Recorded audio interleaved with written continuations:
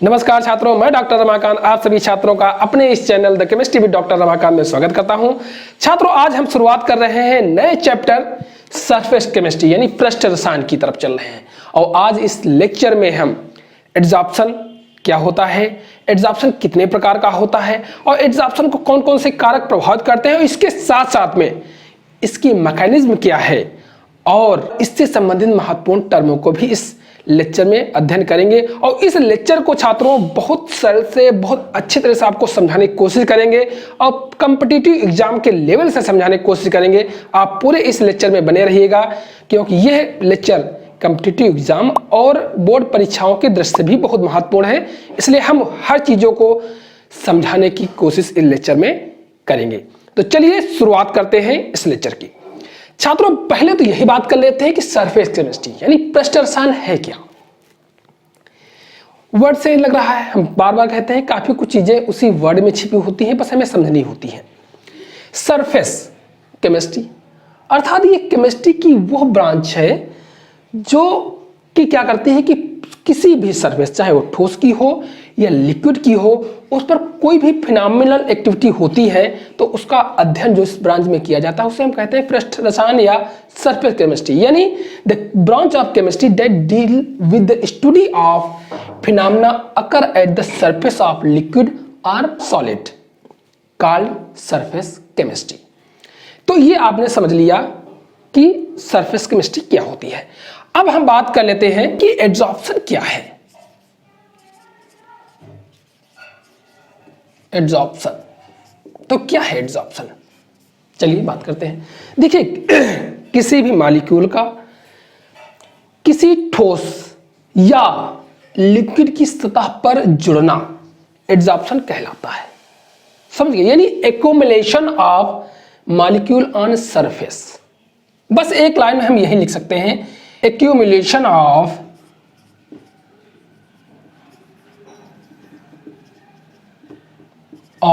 molecules on या at this surface of solid or liquid is called क्या, adsorption. तो ये आप जानेंगे एड्सॉर्प्शन क्या होता है, यानी अधिशोषण क्या होता है। फिर से समझ लीजिए, किसी सतह पर मॉलिक्यूल का जुड़ना एड्सॉर्प्शन कहलाता है। छात्रों, कोई पदार्थ या गैस जब किसी सरफेस पर एक्युमुलेट होती है या जुड़ती है तो उस पदार्थ को कहा जाता है एड्सॉर्बेट, और जिस पदार्थ पर वो एक्युमुलेट होती है उसे कहा जाता है एड्सॉर्बेंट। जैसे यह एक सॉलिड सरफेस है, अगर इस पर कोई गैसेस या अन्य कोई मॉलिक्यूल क्या होते हैं, एड्सॉर्ब्ड होते हैं, तो यह मॉलिक्यूल क्या कहलाएंगे, एड्सॉर्बेट। ठीक, और यह पृष्ठ वाला पदार्थ क्या कहलाएगा, एड्सॉर्बेंट। ठीक, समझ में, यानी जो मॉलिक्यूल किसी पृष्ठ पर चिपकते या जुड़ते हैं, एड्सॉर्ब एक्युमुलेट होते हैं, उन्हें कहा जाता है एड्सॉर्बेट। और वो पदार्थ जो सरफेस प्रोवाइड करता है एक्युमुलेशन के लिए वो कहलाता है एड्सॉर्बेंट। तो ये तो आपने समझ लिया एड्सॉर्प्शन क्या हो गया। चलिए कुछ उदाहरणों की तरफ चलते हैं, एग्जांपल्स की तरफ चलते हैं एड्सॉर्प्शन के। पहले व्यवहारिक जीवन का एक उदाहरण बता देते हैं छात्रों। आप कोई लोहे की स्टिक लीजिए और उसको जल में डाल दीजिए, उसके पार निकालिए, आप देखोगे कि उसकी सतह पर जल के मॉलिक्यूल चिपके होंगे, एक्युमुलेटेड होंगे।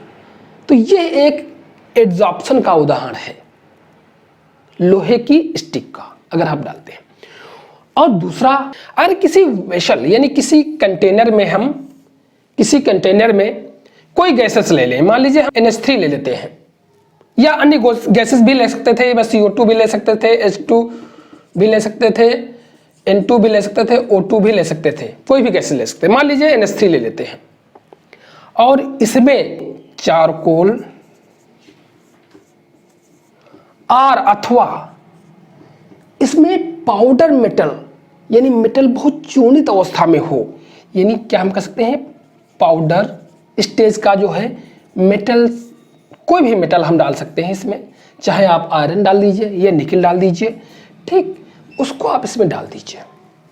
आप कुछ समय पश्चात देखेंगे कि जो अमोनिया का प्रेशर दीवारों पर पड़ रहा था, वो प्रेशर अपने आप डिक्रीज होने लगेगा। क्यों? क्योंकि यह अमोनिया चारकोल या पाउडर मेटल पर एब्जॉर्ब होने लगती है और जिसके कारण इसका प्रेशर कम हो जाता है। चलिए नेक्स्ट उदाहरण की बात करते हैं। जो रॉ शुगर होती है, आप देखिए कि वो रॉ शुगर शुरुआत में रेडिश कलर की होती है और उसमें अगर एनिमल चारकोल डाल दिया जाए, ठीक, तो क्या होगा, उसमें जो रेड कलर होता है शुगर का, वो उस पर एक्युमुलेट हो जाएगी, एब्जॉर्ब हो जाएगी, किस पर, चारकोल पर, और वो शुगर कलरलेस हो जाएगी। कुछ समय पश्चात अगर आप फिल्टर करेंगे तो वो कलरलेस हो जाएगी। नेक्स्ट बात कर लेते हैं, मिथिलीन ब्लू एक रंजक है और अगर इस रंजक के विलयन में भी एनिमल चारकोल डाल दिया जाए तो क्या होता है, और डालने के पश्चात उसको हिला दिया जाए, उस पूरे पार्ट को, इस विलयन को, तो उसका कलर धीरे धीरे डिसअपीयर होने लगता है और कलर पूर्णतः कलरलेस, वो विलयन पूर्णतः कलरलेस हो जाता है। क्यों? क्योंकि कलर्ड मिथाइलिन ब्लू जो होता है वो चारकोल पे एब्जॉर्ब हो जाता है और जिसके परिणाम स्वरूप वो विलयन अगर आप फिल्टर करेंगे तो फिल्टर करने के पश्चात जो आपको फिल्ट्रेट प्राप्त होगा वो पूर्णतः कलरलेस होगा। तो ये छात्रों आपने जान लिया कि एब्जॉर्प्शन क्या होता है, एब्जॉर्प्शन की क्या क्या उदाहरण होते हैं। आइए अब इससे संबंधित कुछ टर्मों की तरफ चलते हैं, उसे भी जानना बहुत जरूरी है। चलिए बात कर लेते हैं टर्म्स रिलेटेड एब्जॉर्प्शन। तो पहला तो आपने जान लिया यही, क्या एब्जॉर्बेट क्या होता है। एब्जॉर्बेट, यहां आर लिखा होना चाहिए, ध्यान नहीं दिया। एब्जॉर्बेट, एब्जॉर्बेट क्या होता है, वो पदार्थ जो किसी पृष्ठ पर जुड़ता है, किसी सरफेस पर जुड़ने वाले पदार्थ को कहते हैं एब्जॉर्बेट, यानी एक्युमुलेशन वाला पदार्थ। ठीक, नेक्स्ट बात कर लेते हैं दूसरा एब्जॉर्बेंट। ये तो आप यहीं पर जानेंगे। एब्जॉर्बेंट कौन पदार्थ होता है या मटेरियल होता है, वो सॉलिड या लिक्विड मटेरियल जो एक्युमुलेशन के लिए सरफेस प्रोवाइड करता है, तो ये एब्जॉर्बेंट कहलाता है। ये एब्जॉर्बेंट हो गया। नेक्स्ट बात कर लेते हैं एब्जॉर्प्शन। ये थोड़ा समझने वाला जरूर है। एब्जॉर्प्शन क्या है, एब्जॉर्प्शन थोड़ा अंतर है, यहां बस बी है यहां डी है, इतना समझिए। देखिए क्या होता है एब्जॉर्प्शन, किसी भी पदार्थ का दूसरी पदार्थ के अंदर प्रवेश करके उसमें पूर्णतः यूनिफॉर्मली डिस्ट्रीब्यूट हो जाना एब्जॉर्प्शन कहलाता है। यानी fully uniformly distribution in the whole system of any solid is called absorption. जैसे अब यहां पर एक उदाहरण दे देते हैं। आप चाक लीजिए और चाक को पानी में डालिए, तो आपको क्या लगेगा, पानी चाक के अंदर पूर्णतः डिस्ट्रीब्यूट हो जाती है, उसके अंदर घुस जाती है, ये एब्जॉर्प्शन कहलाता है। उसी प्रकार calcium chloride, anhydrous calcium chloride को नम इन्वायरमेंट में रखिए तो वहां की वो नमी को एब्जॉर्ब कर लेता है और उसके अंदर पूर्णतः वो कैल्शियम क्लोराइड के अंदर डिस्ट्रीब्यूट हो जाता है, वो भी एब्जॉर्प्शन कहलाता है। एब्जॉर्प्शन पृष्ठ पर होता है और एब्जॉर्प्शन में मॉलिक्यूल पूर्णतः उसके अंदर ही घुस जाते हैं और इंटरनली पूरा डिस्ट्रीब्यूट हो जाते हैं। नेक्स्ट बात कर लेते हैं सॉर्प्शन। ये थोड़ा समझने वाला बात है। सॉर्प्शन क्या है, एडी हटा दो उसका, चाहे ए बी हटा दो इसका, फिर क्या आ जाएगा, सॉर्प्शन।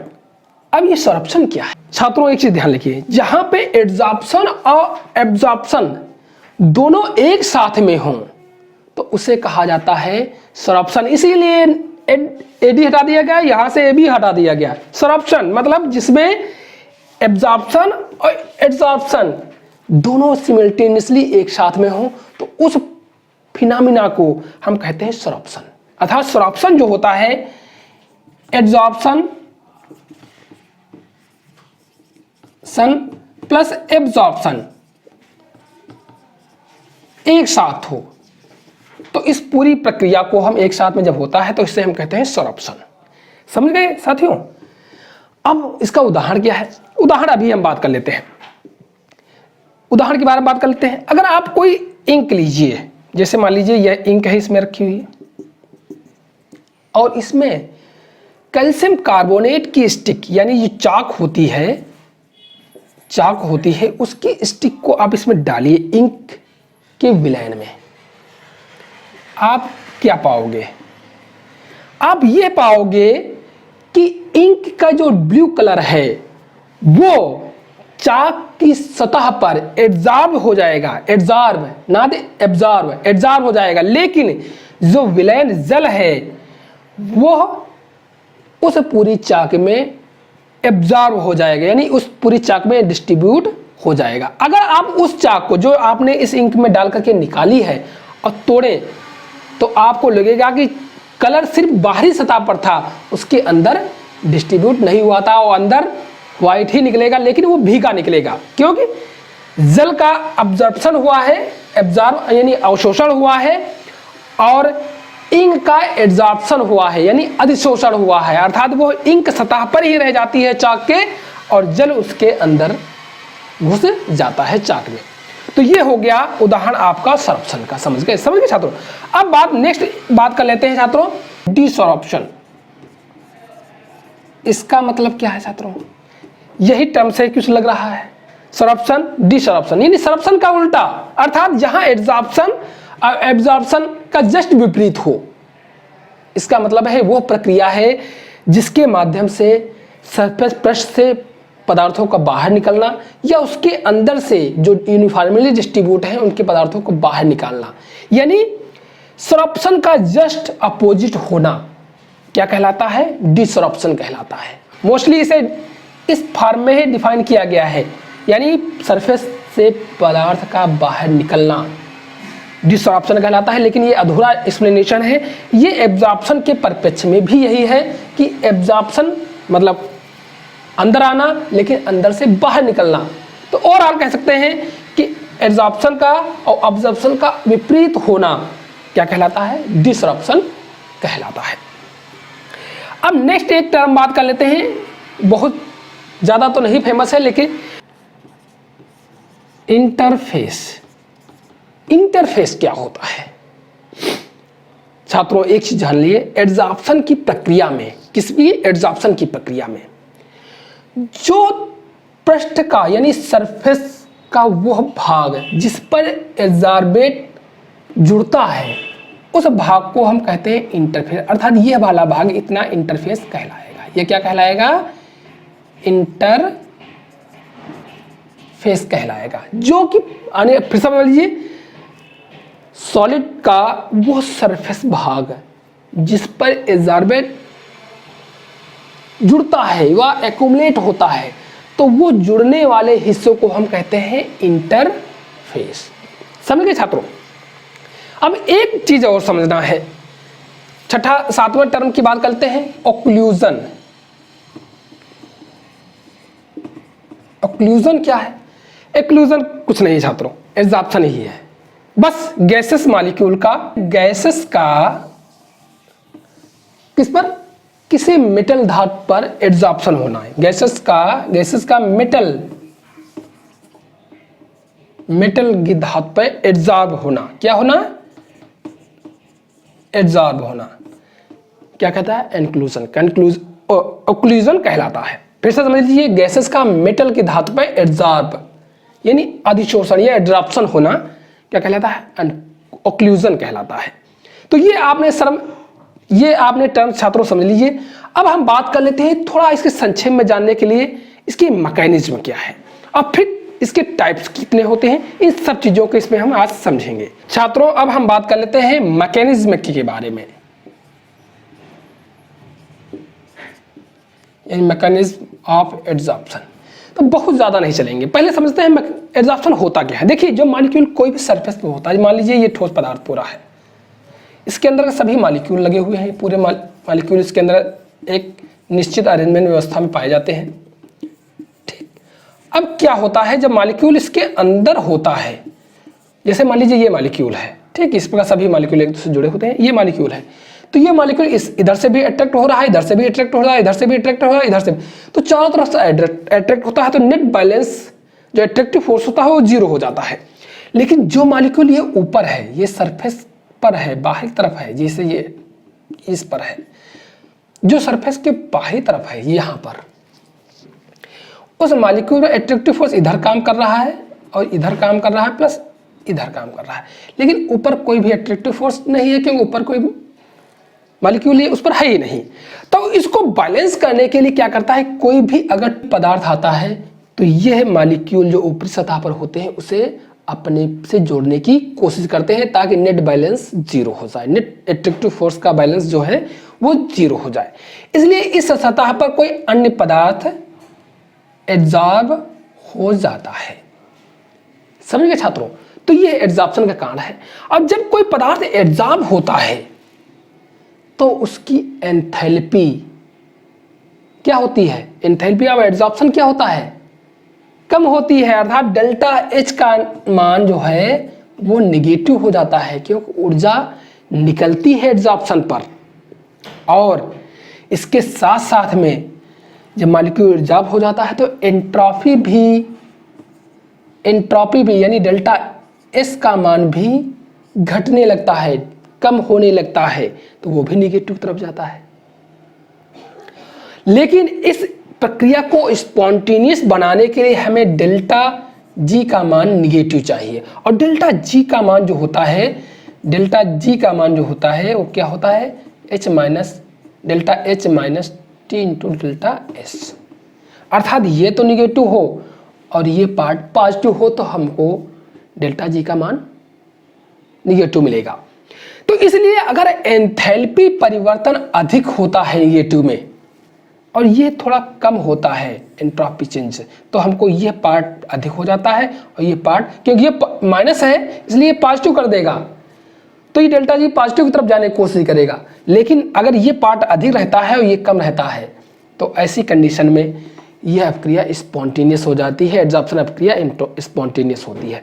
अर्थात वो एब्जॉर्प्शन अपक्रिया है जिसमें एंथैल्पी चेंजिंग जो है अधिक निगेटिव हो देन किसके, एंट्रोपी कम होने। क्योंकि एंट्रोपी कम इसलिए होती है क्योंकि मॉलिक्यूल की रैंडमनेस कम हो जाती है। भाई मॉलिक्यूल यहाँ एब्जॉर्ब हो गया सतह पर तो डेल्टा एस का मान भी कम हो जाता है।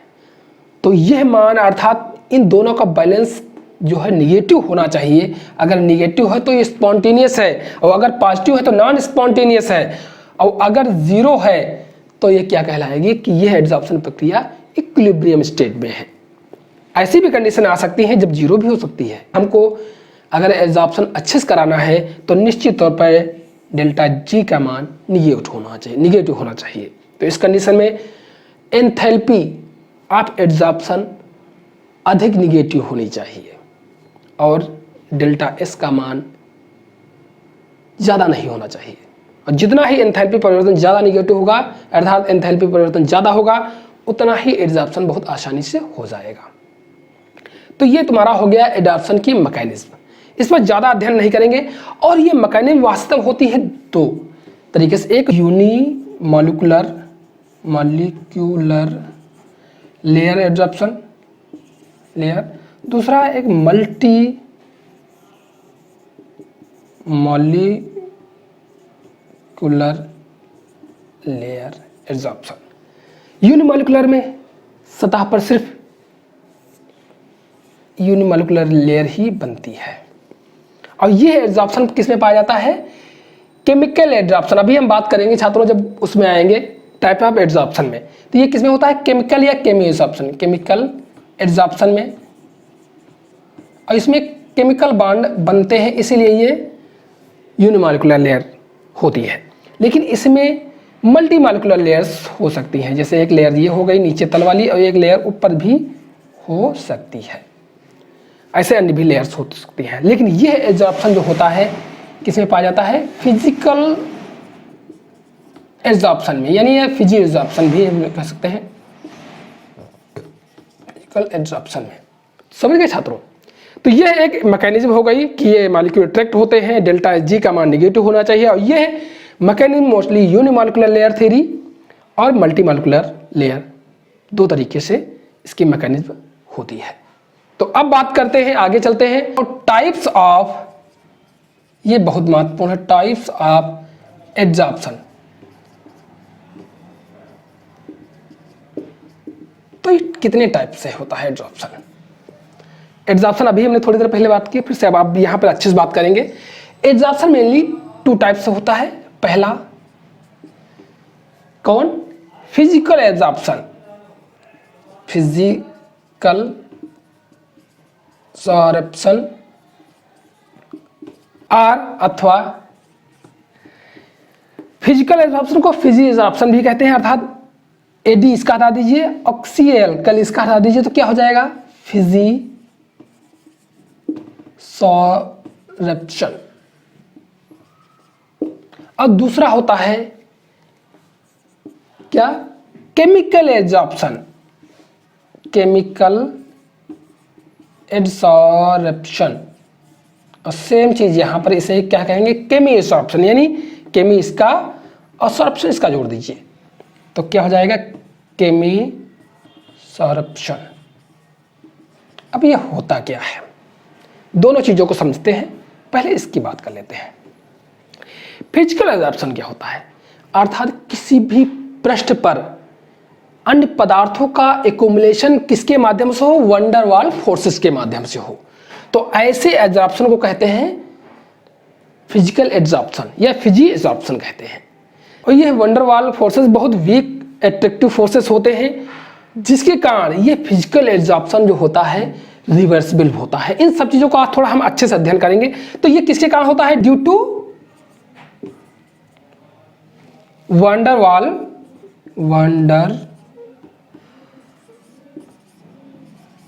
Waals force of attraction. तो ये due to van der Waals force of attraction, यानी ये वीक एट्रैक्शन फोर्स होता है, जिसके कारण ये मॉलिक्यूल इस सतह पर, जैसे ये सतह है, इस पर चिपकते हैं और ये weak van der Waals force के कारण होते हैं। और इनका भी डेल्टा एच एंथैल्पी का मान भी निगेटिव होता है, लेकिन यह एंथैल्पी परिवर्तन बहुत कम होती है, ज़्यादा नहीं होती है। 20 से लगाकर लगभग 40 किलो जूल प्रति मोल के अनुपात में होती है। एक्सोथर्मिक रिएक्शन में अगर आप टेम्परेचर कम करेंगे तो एड्जॉर्प्शन की क्रिया बढ़ेगी, अर्थात फिजिकल एड्जॉर्प्शन बढ़ेगा। लेकिन केमिकल एड्जॉर्प्शन में थोड़ा उल्टा है, अभी हम बताएंगे बाद में। लेकिन अगर टेम्परेचर बढ़ा देंगे तो ये मॉलिक्यूल इसकी सतह छोड़ करके ऊपर चले जाएंगे, इसीलिए यह रिवर्सिबल, ये एड्जॉर्प्शन क्या होता है? रिवर्सिबल होता है, रिवर्सिबल होता है, अर्थात ये दोनों तरफ जा सकता है, टेम्परेचर वेरिएशन पर निर्भर करता है। और अगर आप प्रेशर बढ़ा देंगे किसी गैस स्टेट का तो एड्जॉर्प्शन की क्रिया दोनों कंडीशनों में आगे बढ़ेगी, अर्थात एड्जॉर्प्शन इंक्रीज करेगा। और ये एड्जॉर्प्शन, फिजिकल एड्जॉर्प्शन ज़्यादा स्पेसिफिक नहीं होता, क्योंकि van der Waals forces universal forces हैं, ये सभी मॉलिक्यूलों को अट्रैक्ट करने की कोशिश करते हैं। तो कोई भी मॉलिक्यूल उसकी सतह पर आ जाएगा, उसको एब्जॉर्ब करने की कोशिश करता है। ये कोई स्पेसिफिक कंडीशन इसमें नहीं है कि भाई हम इसी मॉलिक्यूल को एब्जॉर्ब करेंगे, इसलिए फिजिकल एब्जॉर्प्शन नॉन स्पेसिफिक होता है। छात्रों, ये physical absorption nature of absorbent और नेचर ऑफ एब्जॉर्बेट दोनों पर निर्भर करता है। लिक्विडिफाइड इजिली हो जा रही कोई गैस तो वो उसका फिजिकल एब्जॉर्प्शन उतना ही अधिक होगा। इसी प्रकार अगर एब्जॉर्बेंट जो है उसमें एट्रैक्टिव फोर्स अधिक हो, या एब्जॉर्बेंट में की सरफेस एरिया अधिक हो, या उसे फाइनली डिवाइडेड कर दिया जाए, पाउडर की तरह बना दिया जाए, तो सरफेस एरिया बढ़ जाएगी और इसके कारण फिजिकल एब्जॉर्प्शन, कीमो एब्जॉर्प्शन दोनों बढ़ जाते हैं साथियों, समझ गए। तो संक्षेप में ये समझ लीजिए कि फिजिकल एब्जॉर्प्शन होता है due to van der Waals force of attraction के कारण होता है। इसमें एंथैल्पी परिवर्तन बहुत कम होता है और ये रिवर्सिबल होता है और ये नॉन स्पेसिफिक होता है। क्या होता है? नॉट स्पेसिफिक, ये स्पेसिफिक नहीं होता है। चलिए अब बात कर लेते हैं केमिकल एब्जॉर्प्शन की बात करते हैं, थोड़ा इसको मिटाते हैं। अब केमिकल एब्जॉर्प्शन क्या होता है? केमिकल एब्जॉर्प्शन मतलब होता है जब कोई भी मॉलिक्यूल किसी सरफेस पर केमिकल बॉन्ड के कारण जुड़ जाए तो केमिकल एब्जॉर्प्शन कहलाता है। जैसे हम बात करते हैं, ये मोस्टली स्ट्रांग एट्रैक्टिव फोर्स होता है जो कि एक कोवेलेंट बॉन्ड या आयनिक बॉन्ड के रूप में होता है। जैसे मान लीजिए ये एक निकल की सरफेस है, निकल मेटल की सरफेस है, इस पर हाइड्रोजन आता है। जब हाइड्रोजन आता है पहले तो सतह पे एब्जॉर्ब होता है, इस पर जुड़ जाता है, लेकिन थोड़े समय पश्चात ये क्या होता है, ये हाइड्रोजन टूट जाता है 2 एटमों में और प्रत्येक एटम इस सरफेस से केमिकल बॉन्ड बना लेता है। ये क्या है, कोवेलेंट बॉन्ड है, केमिकल बॉन्ड बना लेता है और ये इस पर एब्जॉर्ब होता है। इसे ही कहते हैं केमिकल एब्जॉर्प्शन। ये है केमिकल एब्जॉर्प्शन और यहाँ पर H2 मॉलिक्यूल जुड़ा हुआ है इस तरह सरफेस पर, तो ये है फिजिकल एब्जॉर्प्शन। ये समझ लीजिए, समझ गए। H2 मॉलिक्यूल इस सतह पर निकल की तल पर जुड़ा शुरुआत में, तो फिजिकल एब्जॉर्प्शन के आधार पर जुड़ता है, अर्थात वो वीक वंडर वाल फोर्स के कारण जुड़ जाता है।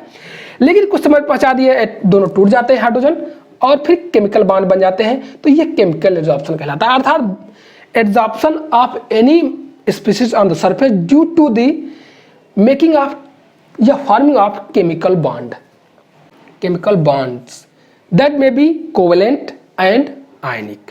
समझ गए छात्रों। तो इस तरीके से अर्थात केमिकल, अब क्या है, केमिकल बॉन्ड के कारण एब्जॉर्प्शन हो। अब होता क्या है, अब ये एब्जॉर्प्शन उसकी से थोड़ा विपरीत है। वो था नॉट स्पेसिफिक था, लेकिन ये स्पेसिफिक होता है।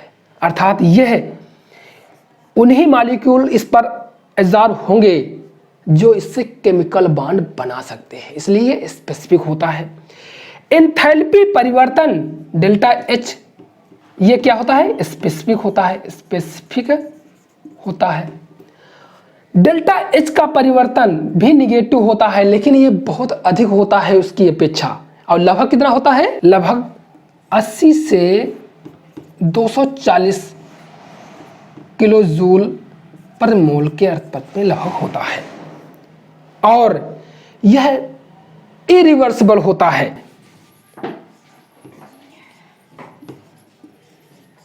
इरिवर्सिबल मतलब होता है कि यह उसकी तरह टेम्परेचर बढ़ा दो तो एब्जॉर्ब मॉलिक्यूल सतह छोड़कर चला जाए, ऐसा इसमें नहीं होता है।